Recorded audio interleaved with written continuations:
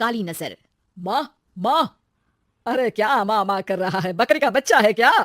अरे माँ, मजाक छोड़ो, मुझे फाइनली वो मेन चौराहे वाली दुकान मिल गई है। अब देखना, आपका बेटा दुगनी स्पीड से पैसा कमाएगा। ओफो, ये क्या? मेरी ऑनलाइन मेकअप क्लास चल रही है, इतनी जोर से क्यों बोल रहे हो आप दोनों? अरे मेरी धर्म पत्नी जी, मेकअप क्लास बाद में करना, वो चौराहे वाली दुकान मिल गई है हमको। अरे वाह, रुको मैं अपनी माँ को फोन लगाकर बता देती हूँ। अरे मैं भी अपने रिश्तेदारों को बता देती हूँ, कितनी खुशी की बात है। हाँ हाँ, मैं भी अपने दोस्तों को बता देता हूँ, 1 हफ्ते बाद रजिस्ट्री है। बस घर में खुशी का मौका था। उन तीनों ने अपने अपने फोन उठाए और लोगों में बात फैलाना शुरू कर दिया। और रही सही कसर श्वेता बहू ने अपने पड़ोस में सबको बताकर कर दी। अरे वर्मा आंटी, अब हम भी जल्दी कार ले लेंगे, घर का रेनोवेशन होगा और ठाट से रहेंगे हम भी। अरे ऐसा क्या हुआ, लॉटरी बाटरी लग गई है क्या? अरे इस बार चौराहे वाली मॉल में हमको भी दुकान मिल गई है, दुकान नंबर 21, जो एकदम चौराहे पर है। अब ग्राहक बढ़ेंगे तो आमदनी भी बढ़ेगी ही ना। अरे वाह, कितनी खुशी की बात है। मैं बहुत खुश हूँ तुम्हें इतना खुश देख के। बाकी एक बात कहूँ, सबको मत बताते फिरना, किसी की नजर लग जाएगी तो खुशी की खबर वापस लौट जाएगी। हैं? ऐसे थोड़ी ना होता है, अब डरा रही हो। अरे सही कह रही हूँ, काली नजर कहते हैं इस चीज को, जब आप किसी को कुछ बताओ और वो काम बिगड़ जाए। अरे लेकिन मैं तो। तुमने सबको बता दिया ना? हाँ, फोन लगा लगा के। अब बच के रहना, काली नजर बड़ी खतरनाक होती है। श्वेता इतनी खुश रहती है कि वो वर्मा आंटी की बात पर ध्यान ही नहीं देती, जबकि पड़ोस में और भी लोगों से खुशी की खबर शेयर करती रहती है। अगले दिन राजेश बहुत दुखी होकर घर आता है। अरे बेटा क्या हुआ? मुंह क्यों सूजा हुआ है? मधुमक्खी ने काट लिया क्या? माँ, वो दुकान किसी और के पास चली गई, किसी ने ज्यादा भाव लगा दिया। अरे पर बात तो आपसे हुई थी ना उस दुकान वाले की।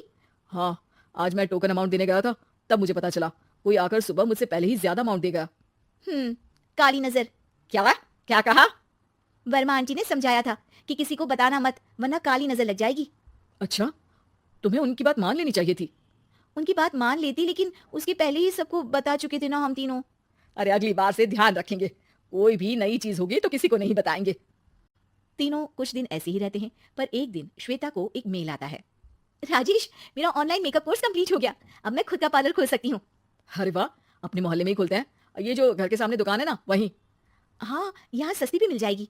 अगले दिन श्वेता वर्मा आंटी के पास जाती है मिठाई का डब्बा लेकर। अरे आओ आओ, कैसे आना हुआ? जोर से नहीं बोलूंगी, वो सामने वाली दुकान है ना, वहां मैं अपनी पार्लर की दुकान खोलने वाली हूँ, उसकी मिठाई है। अरे वाह, बहुत बधाई हो तुमको। हाँ, मैं कमाने लगूंगी तो राजेश पर पूरे घर का बोझ नहीं रहेगा ना आंटी जी। ये तो है, पर ये बता कि तूने ये बात किसी और को तो नहीं बताई ना? अरे नहीं नहीं, पिछली बार गलती कर दी थी, काली नजर लगी किसी की और राजेश के हाथ से वो दुकान चली गई थी। सबको मत बताना। चलो मैं चलती हूँ, कल दुकान की बात करने भी तो जाना है। अगले दिन श्वेता दुकान के लिए मालिक से बात करने जाती है। अरे लेकिन दुकान तो हम कल रात को ही किसी को दे चुके हैं। कल ही? हाँ कल ही, 2 दिन बाद कोई यहाँ पार्लर भी खोल लेगा, अब कहीं और दुकान देख लीजिए। अरे पर हमको भी तो पार्लर ही खोलना था। हाँ भैया, एक ही दुकान है, आधी आधी तो नहीं दे सकता ना मैं। राजेश और श्वेता घर पर हताश होकर आ जाते हैं। इस बार तो किसी को बताया भी नहीं था, अब किसकी काली नजर लग सकती है? सुनो, तुमने माँ को बताया था क्या? अरे कैसी बात कर रही हो, माँ की नजर थोड़ी ना लगेगी। पक्का तुमने किसी को नहीं बताया था ना? सिर्फ वर्मा आंटी को बताया था, उन्होंने ही मुझे किसी को नहीं बताने को कहा। अरे यार तुम भी सही हो, मेरी माँ को नहीं बताने को कह रही हो, पर वर्मा आंटी को बताना तुम्हें जरूरी लगा। अरे वर्मा आंटी ने ही तो काली नजर के बारे में बताया था ना, वो हमेशा हमारा भला ही तो चाहती हैं। मेरी माँ भी हमारा भला ही चाहती है।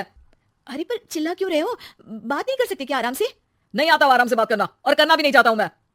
दुकान जाने का दुख गुस्से में बदल गया था और राजेश और श्वेता में बात बंद हो गई थी। 2 दिन बाद मोहल्ले में पार्लर का इनोग्रेशन हुआ, जिसमें मोहल्ले के सभी लोगों को बुलाया गया, पर श्वेता, राजेश और माँ नहीं जाते। माँ अंदर आ जाओ, क्या देख रही हो? अरे नया पार्लर देख रही हूँ अपने आंगन से। देखो, माँ को दूसरे का सुख देखने में कितना मजा आ रहा है, मेरा दुख नहीं दिख रहा इन्हें। यहाँ मेरा पार्लर भी तो हो सकता था। अरे चुप रहो यार, हर बात में लड़ाई क्यों ढूंढ रही हो? राजेश और श्वेता फिर बहस करने लगते थे, तभी माँ ने दोनों को बाहर बुलाया। अरे जरा देखो तो, दुकान चलाने वाले का बोर्ड पर नाम क्या लिखा है? श्रुति वर्मा। गाड़ी निकाले बेटा, हमें कहीं जाना है। काली नजर का इलाज कराने। राजेश अपनी बाइक निकालता है, तीनों ट्रिपलिंग कर रहे हैं।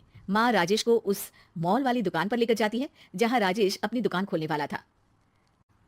यही दुकान लेना चाहता था ना तू? हाँ, पर इनको भी दुखी करने लेकर आई हो क्या यहाँ पर दुकान दिखाकर? वहाँ काफी नहीं था?